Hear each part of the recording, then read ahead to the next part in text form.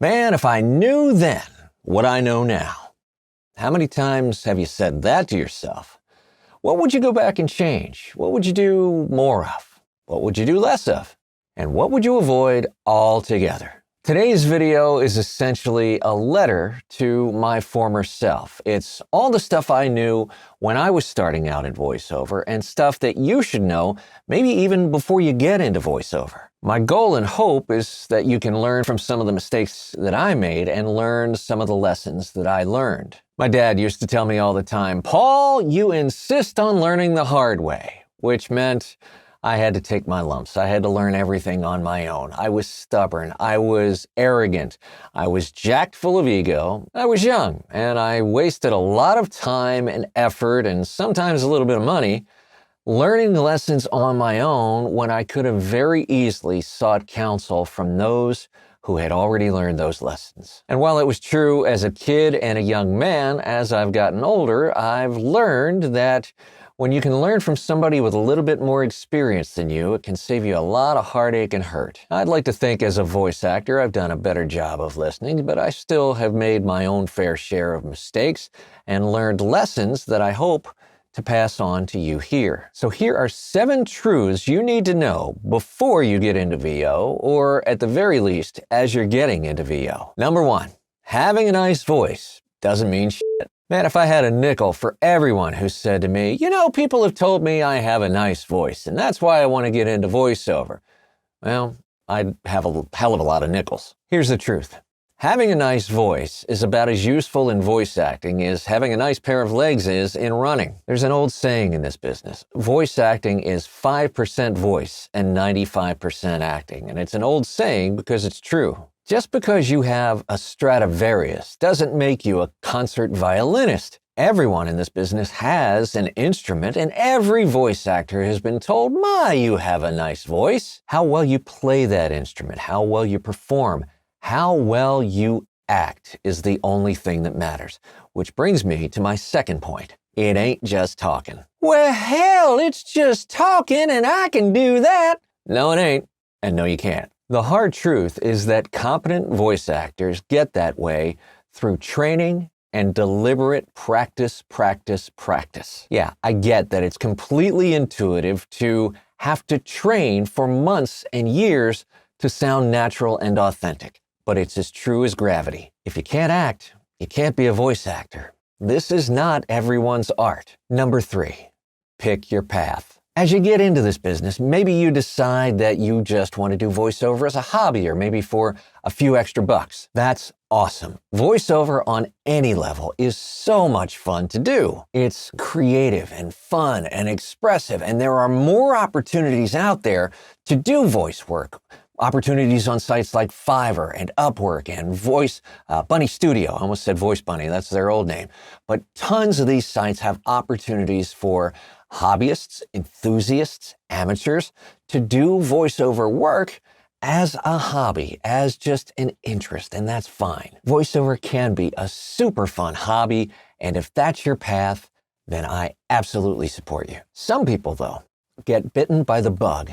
They fall in love with the work, the craft, the training, the business, and yes, often the lifestyle. And if you decide that you do or may want to go pro one day, then there are several more truths you need to know. Number 4, it takes months and years, not days and weeks. If you decide you want to be a professional voice actor, you have to know up front that it takes months and years of training to get consistently good enough at reading, recording, editing to consistently produce professional level voiceovers. Anyone who promises you a professional demo after a weekend seminar or webinar is lying to you and stealing your money. This is not a start in January and by March be a pro kind of business. This is a start now and maybe in a year or two be a pro kind of business. But it takes professional training and coaching and lots of deliberate practice. And for clarity, when I say going pro, I don't mean necessarily going full-time. Every pro starts as a part-time pro. Maybe there are astronomically rare exceptions, but you won't be one of them. Number 5, this is a business. As a working professional voice actor, you will be equal parts artist and entrepreneur. If you're asking other businesses to trust you and to pay you money for your service, then you are obligated to conduct yourself as a professional. That means being on time, being prepared, being easy to work with, delivering the goods on time, providing an excellent customer experience, managing your time and money, profit and loss, investing in your business, and most importantly, being able to grow your business by consistently finding new clients. As a voice actor, you are the CEO and proprietor of You LLC. You are responsible for your clients, your business, your revenue and profit, and your brand reputation. Number 6, like any business, there are startup costs. These include your training, your gear, your recording space, a good working computer, software, your demos, business license, incorporation, and more. Now, to get off the ground in this business takes roughly, this is my figure, $10,000. How do I know that? Because in the fall of 2021, I spoke with 69 voice actors over the course of 75 days, and that was the average cost that voice actors had invested in their own businesses. Now, your first reaction might be, wow, that's a lot of money. And of course it is. It's a lot of money to anyone. But it's not a lot of money in the context of starting a business that will generate you hundreds of thousands of dollars in revenue, potentially every single year. If you think that's a lot of money, go start your own plumbing business or CPA. Find out how much startup costs to start your own Taco Bell. Go open your own garage. You'll learn very quickly just how inexpensive, comparatively, starting a voice acting business is. And here's the cherry on top. You don't have to drop all that money at once. You start with training and basic gear. Then demos, which are a big chunk, I admit. But again, go find out what a truck full of plumber's tools costs, not to mention the truck. Over time, you can upgrade your gear piece by piece. You can upgrade your recording space a little bit at a time. Heck, you can start your recording space with moving blankets and mattress toppers, for God's sakes. The single biggest reason new small businesses fail is that they're underfunded.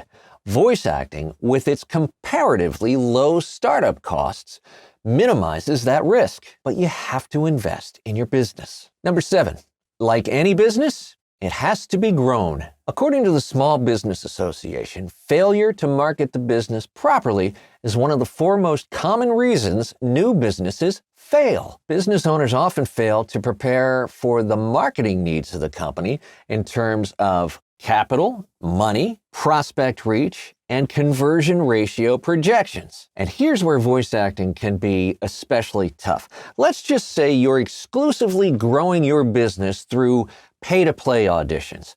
Your conversion rate in your first couple of years is likely to be, at best, 1 to 2%. That is, for every 100 auditions you do, you may at best land 1 to 2 of them. So let's do some quick math. If you do 100 auditions every week, and let's say of those 100 auditions, you land 2 jobs at $500 each, you'll make $50,000 a year on average. Now, most new voice actors won't consistently land 2 jobs a week, in large part because they don't know how to even source 100 auditions every week. This business is littered with people who thought all they had to do was get some training, jump on the pay-to-plays and Fiverr, and watch the money roll in. Those people either wised up and learned to market their business and not rely on the pay-to-plays, or they're now using their mic boom as a rack to dry laundry. Now, if you're a voice actor in the first few years of your career and you're relying on the pay-to-plays and you're making part-time income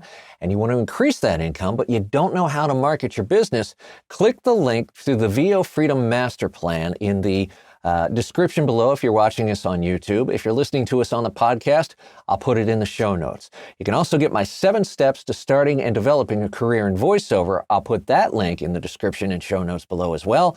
And finally, my Move, Touch, Inspire newsletter for voice actors comes out every Thursday. You can get that for free Again, that link is in the description and show notes below as well. As always, I am so grateful for your support. I could literally just fall off the back of my stool. It means a lot to me. If you found value from this video, if you think it will help other voice actors, give us a like, a subscribe. Click that notification bell on YouTube. And if you're listening to us on the podcast, we'd love you to subscribe to that as well. That'll help us find other voice actors and help other voice actors. And I can't thank you enough for your support. Have a great week, and we will see you back here soon.